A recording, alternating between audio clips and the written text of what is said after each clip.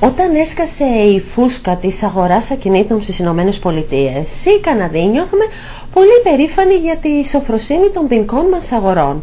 Τότε οι τιμές των ακινήτων στον Καναδά μειώθηκαν μόλις 8%, όταν στις Ηνωμένες Πολιτείες κατρακύλησαν κατά 30%. Το 2010 ο Πρωθυπουργός της χώρας δήλωνε πως ο Καναδάς δεν είναι μέρος του προβλήματος. Σήμερα όμως στην Bay Street ανησυχούν πως τα πράγματα δεν είναι ακριβώς έτσι.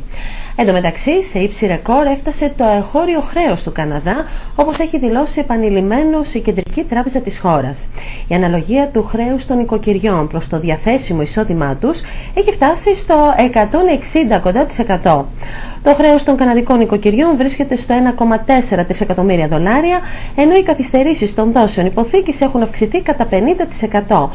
Εν τω μεταξύ, ο Πρωθυπουργός Εθνικής Οικονομίας, ο κ. Jim Flaherty, σε μια προσπάθεια να προλάβει τα χειρότερα, ανακοίνωσε πριν από ένα έτος νέους κανονισμούς για τη σύναψη στεγαστικών δανείων, προκειμένου να προστατεύσει τη σταθερότητα της οικονομίας. Η Κεντρική Τράπεζα του Καναδά, εξαιτίας της αβεβαιότητας και της αργής ανάκαμψης της αμερικανικής οικονομίας, έχει κρατήσει τα επιτόκια των στεγαστικών δανείων στο 2,99%. Έτσι οι Καναδοί παίρνουν ακόμη μεγαλύτερα δάνεια για ακόμη ακριβότερα σπίτια, οι τιμές των οποίων έχουν διπλασιαστεί από το 2002. Τον περασμένο μήνα μάλιστα στο Τορόντο ένα σπίτι με αρχική τιμή $382.000 πωλήθηκε $580.000 αφού έγινε ένας μίνι πόλεμος μεταξύ 30 ενδιαφερόμενων αγοραστών. Στο Τορόντο υπάρχουν 173 ουρανοξύστες, όταν η Νέα Υόρκη έχει μόλις 96. Από την άλλη υπάρχει και ένα νέο μεταναστευτικό κίνημα. Όλο και περισσότεροι μετανάστες αγοράζουν ή ενοικιάζουν ακίνητα σε πόλεις όπως το Τορόντο, το Μπράμπτον, η Μισισάγκα, το Όκβιλ, το Τζορτζτάουν και το Μπέλιγκτον, αλλά και στο Δυτικό Καναδά. Αυτές οι περιοχές κατέχουν τεράστιες δυνατότητες και προσφέρουν μεγάλες επενδυτικές ευκαιρίες στην ακίνητη περιουσία. Πάντως η Τράπεζα του Μόντρεαλ δηλώνει πως η αγορά κατοικίας στη χώρα είναι μπαλόνι και όχι φούσκα. Οι φούσκες σκάνε, ενώ τα μπαλόνια συνήθως ξεφουσκώνουν αργά αν δεν υπάρχει βελόνα. Είναι καλή εποχή να αγοράσουμε ένα κίνητο ή να πωλήσουμε αυτό που διαθέτουμε. Είναι καλή εποχή για να επενδύσουμε στην αγορά κινήτων για οποιονδήποτε σκοπό. Πριν από την αγορά ή πώληση οποιοδήποτε κινήτου, τι θα πρέπει να προσέξουμε? Υπάρχει μία σειρά διεργασιών που θα πρέπει να προηγηθεί και ποια είναι τα ενδεδειγμένα βήματα που θα πρέπει να ακολουθήσουμε ώστε να διασφαλίσουμε ότι δεν θα πέσουμε και θύματα των επιτιδίων. Σε αυτές τις ερωτήσεις θα προσπαθήσουμε σήμερα να δώσουμε απαντήσεις με το σημερινό προσκεκλημένο του απογευματινού μαγκαζίνου, τον κύριο Αλέκο Συρμαλή, που συνεργάζεται με την κτηματομεσητική εταιρεία Royal LePage. Καλησπέρα κύριε Συρμαλή, καλώς ήρθατε στην εκπομπή μας και μάλιστα σήμερα είναι και αργία. Σας ευχαριστούμε που βρήκατε και το χρόνο για να ενημερώσουμε τους ακροατές και τους τηλεθεατές μας. Σας ευχαριστώ που με καλέσατε εδώ. Την καλησπέρα μου στους ακροατές, τηλεθεατάς σας και Happy Family Day σε όλους τους συμπατριώτες μας. Θα μπορέσουμε να δώσουμε σήμερα κάποιες απαντήσεις κύριε Συρμαλή? Τα ερωτήματα είναι πολλά. Θα το προσπαθήσουμε, αν και δεν είναι και τόσο απλό, αλλά θα το προσπαθήσουμε. Λοιπόν, να ξεκινήσουμε από το βασικό. Όπως αναφέρουν και οι οικονομικοί αναλυτές, η αγορά των ακινήτων είναι αρκετά θερμή. Μάλιστα αναφέρουν πως τα ακίνητα τόσο στο Τορόντο όσο και στο Βαρκούβερ είναι υπερτιμημένα κατά 15%. Εσείς είστε χρόνια στο κτηματομεσητικό τομέα και έχετε διαπιστώσει αυτές τις αλλαγές στις τιμές των ακινήτων. Αναμένεται μέσα στο 2012 να αυξηθούν και άλλο τα ακίνητα, θα μείνουν σταθερά, θα υπάρξει μείωση των τιμών? Τι προβλέπετε? Πάντοτε με τις στατιστικές οι οποίες δημοσιεύονται σε τακτά χρονικά διαστήματα, οι τιμές των ακινήτων το 2012 προβλέπεται ότι θα αυξηθούν. Δεν θα είναι στο ίδιο επίπεδο που αυξήθηκαν το 2011, αλλά περιμένουμε ένα 4 με 5% αύξηση των τιμών συγκριτικά με το 2011. Αναφορικά με τις πληροφορίες τις οποίες έχουμε για το μήνα το Φλεβάρι, αυξήθηκαν οι τιμές κατά 9%. Σε σχέση με τον Ιανουάριο ή με ένα χρόνο πριν? Σε σχέση με το Φλεβάρι του περασμένου χρόνου, του 2011. 9% αύξηση είναι σημαντική. Εάν συμπεριλάβουμε στο σκεπτικό αυτό ότι και τα listings ανέβηκαν κατά 13%. Τα listings είναι τα σπίτια που βγαίνουν για πώληση. Παρόλα που είχαμε listings, η τιμή αυξήθηκε κατά 9%, το οποίο είναι κάτι που μας κάνει να ελπίζουμε ότι εάν συνεχιστεί με αυτό το βηματισμό, ίσως το 4% που προείπα να είναι λίγο. Μιλάτε τώρα για μεταπώληση ακινήτων ή για νεόδμητες οικίες? Για μεταπώληση. Μάλιστα. Για μεταπώληση. Για νεόκτησες οικίες, από ό,τι κυκλοφορεί στην αγορά, η διαθεσιμότητα νεόκτησων οικειών δεν θα είναι τόσο μεγάλη όσο ήταν το 2011. Πάντως αυτή τη στιγμή υπάρχει ένας οργασμός οικοδομικής δραστηριότητας στο Τορόντο. Υπάρχει, ναι, υπάρχει, αλλά μην ξεχνάμε ότι αυτά που βλέπουν έχουν ήδη προπουληθεί. Με λίγα λόγια, πριν αρχίσουν και βάλουν τα cranes και κάνουν το construction, αυτά κατά 90% έχουν προπουληθεί. Μάλιστα. Το καλύτερος τρόπος για να δούμε τι γίνεται θα πρέπει να πάμε με τις άδειες οι οποίες εκδίδονται από τα city halls, από τα δημαρχία. Και εκεί υπάρχει μια μικρή πτώση. Προβλέπεται ότι το 2013 θα είναι ακόμη μεγαλύτερη. Αλλά προς το παρόν δεν είναι όσο ήταν άλλα χρόνια. Και μιλάμε για την έκδοση αδειών οικοδόμησης. Μάλιστα.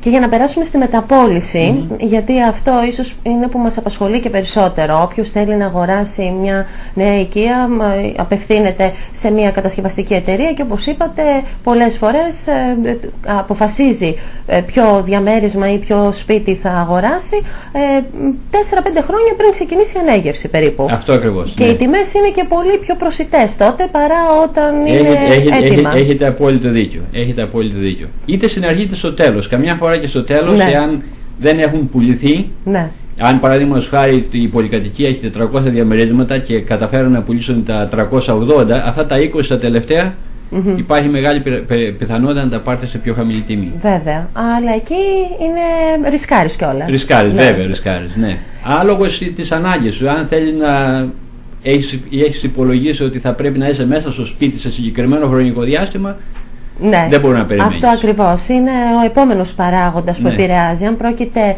για ιδιοκατοίκηση ή αν πρόκειται για επένδυση. Για επένδυση. Στη μεταπώληση τώρα των οικειών βλέπετε μεγαλύτερη κινητικότητα στις μονοκατοικίες ή στα διαμερίσματα? Οι μονοκατοικίες έχουν μεγαλύτερη κινητικότητα. Και πάλι τώρα εξαρτάται ποιοι είναι οι επενδυτές ή οι αγοραστές. Για ιδιοκατοίκηση έχουμε κίνηση στα σπίτια. Τα σπίτια, οι μονοκατοικίες, είτε τα semi-detached κτλ. Έχουν μεγαλύτερη ζήτηση. Οι επενδυτές φυσικά θα πάνε στα διαμερίσματα. Γι' αυτό βλέπουμε στο downtown και γίνονται όλες αυτές τις πολυκατοικίες, γιατί περισσότερα από αυτά τα διαμερίσματα προορίζονται για επενδυτές. Συνεπώς είναι κατάλληλη εποχή και για να αγοράσουμε αλλά και για να πουλήσουμε. Γιατί υπάρχουν και περιπτώσεις ανθρώπων που έχουν μια μονοκατοικία, θέλουν να την πουλήσουν, θέλουν να αγοράσουν ένα μικρότερο σπίτι, θέλουν να πάνε σε ένα διαμέρισμα, ειδικότερα ηλικιωμένοι που από κάποιο σημείο και μετά βλέπουν ότι δεν μπορούν να καταφέρουν την καθαριότητα και να το φέρουν έτσι σε βόλτα ένα σπίτι και προτιμούν το διαμέρισμα που έχει και άλλες ανέσεις.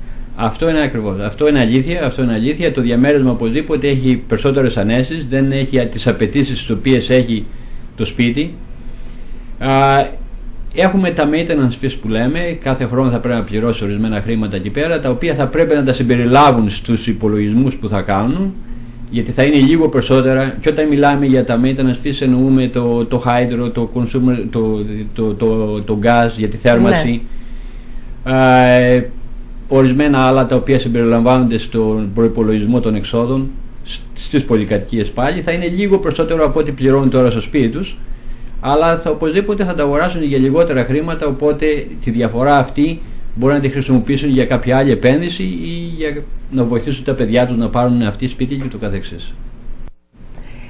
Θέλω να μου πείτε τώρα, κύριε Συρμαλή, ποια βήματα θα πρέπει να ακολουθήσουμε σε δύο περιπτώσεις. Τη στιγμή που έχουμε ένα ακίνητο και θέλουμε να το πουλήσουμε και τη στιγμή που δεν είμαστε ιδιοκτήτες και γινόμαστε ιδιοκτήτες για πρώτη φορά και θέλουμε να αγοράσουμε ή ένα σπίτι ή ένα διαμέρισμα. Ποια είναι τα σωστά βήματα, γιατί υπάρχουν και αρκετοί κίνδυνοι. Μπορεί να πέσουμε θύματα, μπορεί να μας εξαπατήσουν, μπορεί να πάρουμε ένα ακίνητο και στη συνέχεια να βλέπουμε ότι βγαίνουν προβλήματα. Μιλάμε τώρα πάντοτε σε περίπτωση μεταπώλησης. Ακριβώς. Βγαίνουν διάφορα προβλήματα στη μέση, ο προϋπολογισμός μας ξεφεύγει. Τι θα πρέπει να κάνουμε? Να πάρουμε την πρώτη περίπτωση, όταν έχουμε ήδη ένα ακίνητο και θέλουμε να το πουλήσουμε. Λοιπόν, στην περίπτωση αυτή το πρώτο πράγμα που θα πρέπει κάποιος να σκεφτεί είναι ότι εάν το σπίτι, το διαμέρισμα που έχει είναι έτοιμο να βγει στην αγορά. Ας υποθέσουμε λοιπόν ότι αποφασίσαμε να το πουλήσουμε το σπίτι, θα πρέπει να το συμμαζέψουμε, να το πούμε λίγο απλά. Ορισμένα πράγματα τα οποία ίσως δημιουργήσουν κάποιο πρόβλημα στην προσφορά του ακινήτου, θα πρέπει να τα διορθώσουμε. Όχι μεγάλα πράγματα, αλλά θα πρέπει να διορθωθούν. Πιστεύετε δηλαδή ότι αν γίνουν κάποιες εργασίες ανακαίνησης, στη συνέχεια το σπίτι πιάνει καλύτερα λεφτά, ανεβαίνει η τιμή του, παρόλο που θα έχουμε επενδύσει ένα κεφάλαιο στην ανακαίνιση, ή είναι πιο εύκολο να πωληθεί πριν γίνουν οι εργασίες ανακαίνησης, ώστε να το προσφέρουμε σε χαμηλότερη τιμή? Πάντοτε το μέτρο ισχύει. Παν μέτρο είναι άριστο. Εάν πάτε να βάλετε μια πισίνα έξω για να ανέβει, αυτό δεν θα κάνει τίποτα. Ή να φτιάξετε το landscaping. Αυτά δεν προσθέτουν στην τιμή. Ένα βάψιμο όμως μπορεί να σου δώσει, αν χαλάσετε $1,000 για να βάψετε το σπίτι, όχι μόνο ότι θα γίνει καλύτερο, πιο εμφανίσιμο στην προσφορά στην αγορά, αλλά μπορεί να τριπλασιάσει και τα λεφτά σας. Μάλιστα. Μόνο από ένα απλό βαψιματάκι ή να το καθαρίσετε να φαίνεται ωραίο. Το δεύτερο που μπορεί να δώσει αξία στο σπίτι είναι η κουζίνα. Εάν τα ντουλάπια δεν κλείνουν καλά ή αν μπορούμε να βάλουμε 5.000 ούτως ώστε να κάνουμε ορισμένα upgrade στην κουζίνα, τα 5.000 αυτομάτως θα γίνουν 10. Μάλιστα. Εάν τα σπίτια στην περιοχή που βρίσκεστε έχουν δύο washrooms και το δικό σας έχει ένα, ίσως θα πρέπει να κοιτάξετε να το κάνουμε 1,5 ή 2 σαν τα υπόλοιπα. Και αυτό θα προσθέσει τουλάχιστον από τα χρήματα που θα διαθέσετε για να φτιάξετε το καινούριο washroom ή το ανακαινήσετε, τα λεφτά που διαθέσετε εκεί θα διπλασιαστούν τουλάχιστον. Θίξατε τώρα έναν άλλο παράγοντα που έχει να κάνει με τη γειτονιά που βρίσκεται η μονοκατοικία, τις προδιαγραφές της περιοχής. Ναι. So, not to overdo it. Ναι.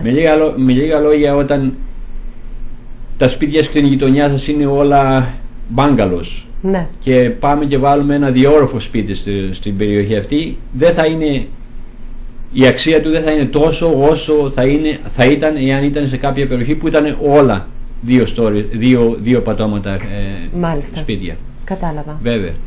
Παίζει μεγάλο ρόλο. Από εκεί και πέρα, αυτή τη στιγμή πάρουμε την απόφαση. Θα πρέπει να απευθυνθούμε σε κάποιον ειδικό, σε κάποιον κτηματομεσίτη, ώστε να μας δώσει τις πρώτες πληροφορίες και να μας κάνει μία εκτίμηση. Βέβαια. Η εκτίμηση θα είναι και από κάποιον το οποίο πραγματικά ασχολείται και ξέρει την αγορά.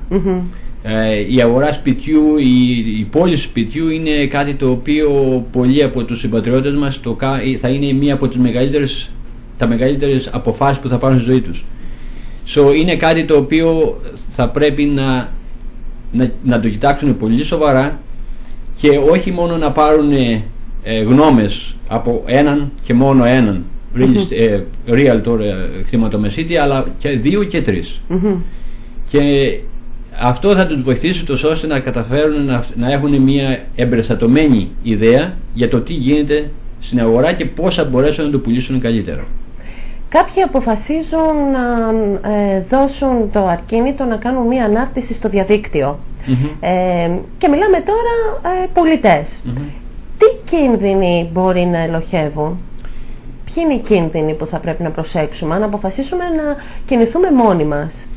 Κοιτάξτε να δείτε, ο κίνδυνος με μια απλή ανάρτηση στο ίντερνετ, αυτή καθεαυτή δεν έχει κάποιο κίνδυνο.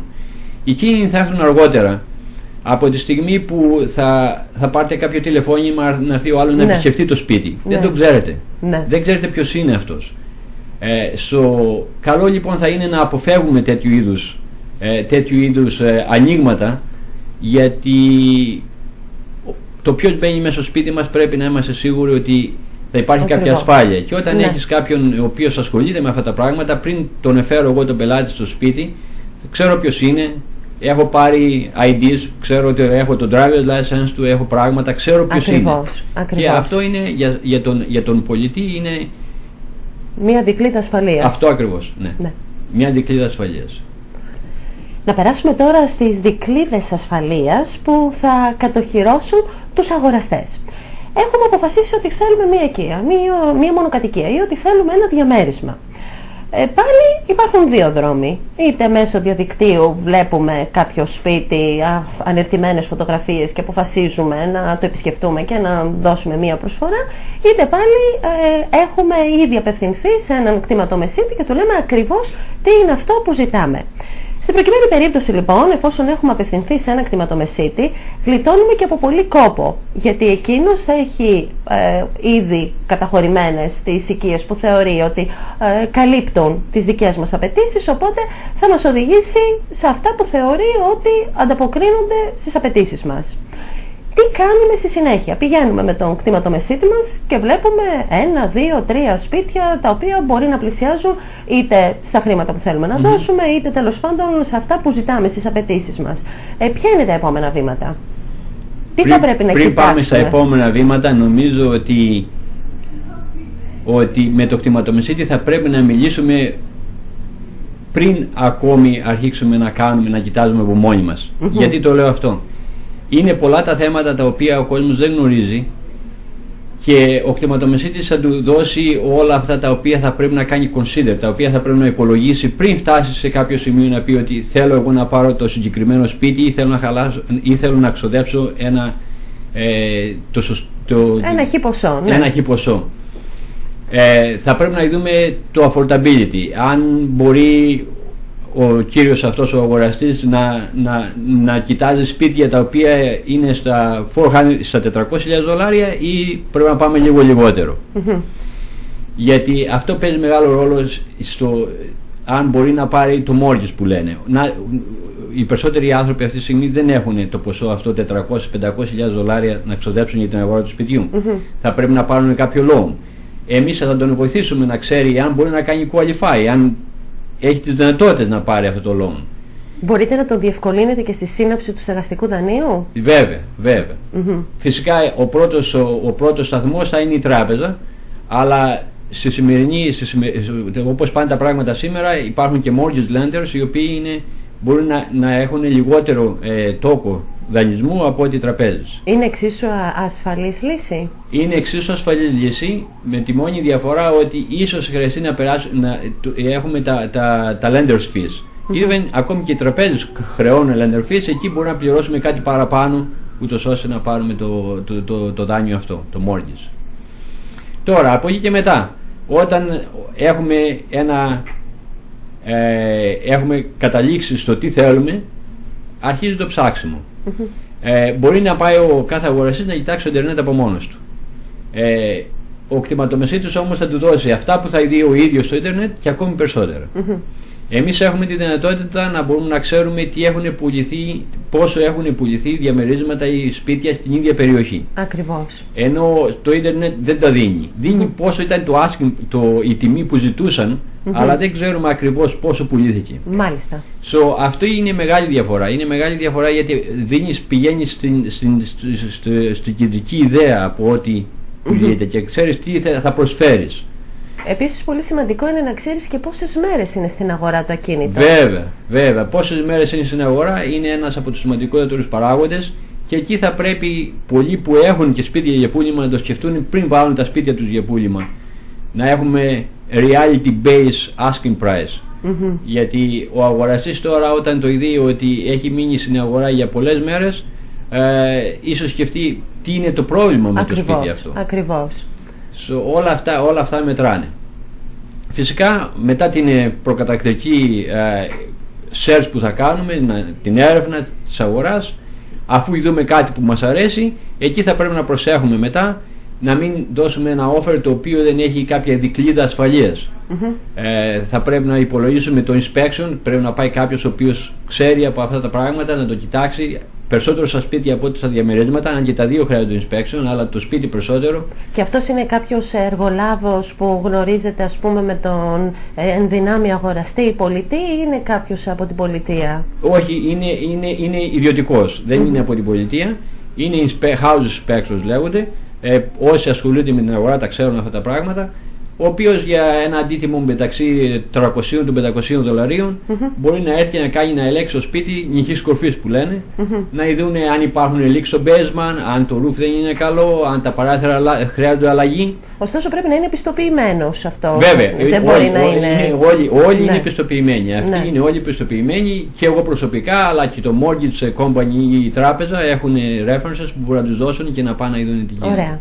Ωραία. Μετά το deposit που θα δώσεις κάτω, τα χαρτιά που θα υπογράψεις, θα πρέπει να είσαι πολύ προσεκτικός, επειδή αυτό είναι contract. Και για να βγεις από εκεί, αν κάνεις κάποιο λάθος, είναι δύσκολο. Τα ψηλά γράμματα. Τα ψηλά γράμματα θα πρέπει να τα προσέχουμε. Όταν αλλάξεις γνώμη αφού υπέγραψες και έχεις δώσει το deposit κτλ., θα είναι δύσκολο να. Δεν είναι και ακατόρθωτο, αλλά θα δημιουργήσει πολλές δυσκολίες. Όλα αυτά είναι πράγματα τα οποία εμείς οι κτηματομεσίτες θα βοηθήσουμε ούτως ώστε τα ονειρά τους να γίνουν πραγματικότητα. Συνεπώς δεν χρειάζεται η μεσολάβηση κάποιου συμβολεογράφου αυτή τη στιγμή αναλαμβάνει ένας κτηματομεσίτης? Χρειάζεται. Ο τίτλος του σπιτιού θα πρέπει να ελεγχθεί από τον δικηγόρο. Ο δικηγόρος πάντοτε είναι involved. Πάντοτε θα πρέπει να είναι μέρος της όλης διαδικασίας. Μάλιστα. Μέρος της όλης διαδικασίας ο δικηγόρος, οπωσδήποτε. Και θα πρέπει να έχουμε και κατά νου παράγοντες που μπορεί να ανεβάζουν την αξία του ακινήτου και δεν έχουν να κάνουν μόνο με τις ανέσεις που προσφέρει το ακίνητο ή με την περιοχή, αλλά αν είναι κοντά, ας πούμε, σε μέσα μαζικής μεταφοράς, αν είναι κοντά σε σχολείο, όλα αυτά ανεβάζουν τις τιμές. Όλα αυτά ανεβάζουν τις τιμές γιατί είναι πράγματα τα οποία. Σε καταστήματα, σε εμπορικά κέντρα. Αυτό ακριβώς. Ναι. Especially το transportation, ειδικά όπως έχουν γίνει σήμερα οι τιμές της βενζίνης και τα λοιπά, ή τα πολλά αυτοκίνητα που κυκλοφορούν στους δρόμους και ο χρόνος που χρειαζόμαστε να πάμε από το μέρος Α στο μέρος Β παίζουν μεγάλο ρόλο. Μάλιστα. Σας ευχαριστώ πολύ που ήσασταν σήμερα μαζί μας. Μας δώσατε μια ιδέα για το πώς μπορούμε να κινηθούμε στην αγορά των ακινήτων, είτε ως ενδυνάμει πολιτές είτε ως ενδυνάμει αγοραστές. Και όπως είπατε, το ακίνητο είναι κάτι που πρώτα απ' όλα πρέπει εμείς να το έχουμε προαποφασίσει, δηλαδή ποιες ανάγκες πρέπει να μας καλύψει, ποιο είναι το ακίνητο των ονείρων μας. Σε κάποιες περιπτώσεις μπορεί να υποχρεωθούμε και σε κάποιους συμβιβασμούς, αρκεί οι συμβιβασμοί αυτοί να μην είναι καθοριστικοί, να μην θεωρούμε ότι μας μειώνουν το επίπεδο, το βιωτικό μας επίπεδο ή το επίπεδο των ανέσεων που θέλουμε να έχουμε. Λοιπόν, κύριε Αλέκο Συρμαλή, πού μπορούμε να σας βρούμε? Στο 416 823 7852. Μάλιστα. Να σας βοηθήσω σε οποιαδήποτε κτηματομεσητική εργασία σας. Και είναι πολύ σημαντικό ότι μιλάτε και ελληνικά. Μιλάω και ελληνικά, βέβαια. Θα διευκολύνει πολύ και εκείνους έτσι, τους ηλικιωμένους που έχουν μια μεγαλύτερη δυσκολία στο χειρισμό της γλώσσας. Μπορώ να πω ότι αυτή μας χρειάζεται το περισσότερο. Ακριβώς. Και ο λόγος είναι τα ψηλά γράμματα, τα οποία ορισμένοι έχουν δυσκολίες να καταλάβουν. Σας ευχαριστώ πολύ, και εγώ, κύριε Αλέκο. Να είστε καλά.